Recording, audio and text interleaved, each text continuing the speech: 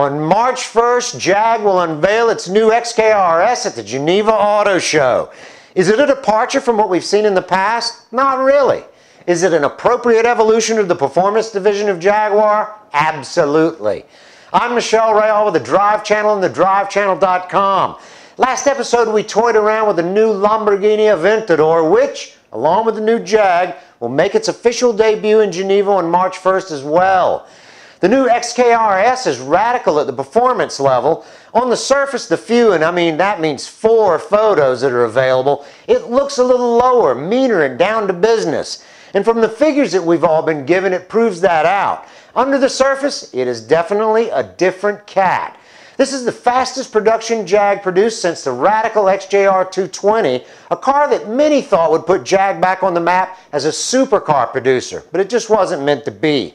Jag took the original design for this car and pulled all of its four-wheel drive out, replaced its V12 engine with a turbocharged V6, and generally pissed off virtually every buyer they had for this limited production run car. Although Tom Walkinshaw did produce precious few that would still be world-class and collectible. Tom Walkinshaw was a Scottish race car driver, engineer, and builder. He died in December of 2010, but before he did, he left a legacy of in-house cars based on Jags that's impressive to say the least. The silk-cut Jaguar prototypes, the IMSA GT cars, and the World FIA GT Jags. Walkinshaw was for a time what AMG is to Mercedes.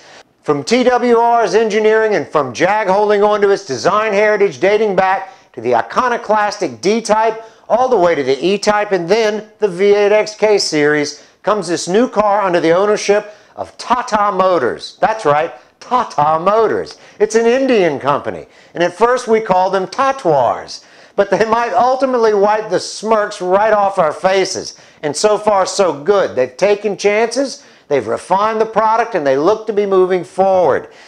The 2012 XKRS is reported to have a supercharged V8 that produces 550 horsepower and 504 pounds of torque.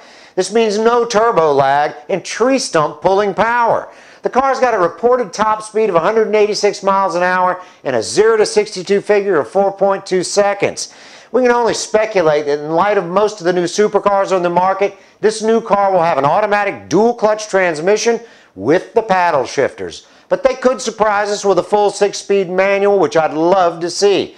This body style may have a few more years left in it, so we don't expect to see the design change dramatically in the very near future. But whatever they come up with will almost assuredly have the D, the E, and the XK DNA in it. Geneva's almost here, and we at the Drive Channel and thedrivechannel.com intend to keep you in the loop with photos and reports throughout the show. Next episode, a full update. I'm Michelle Rahal. Ta-ta.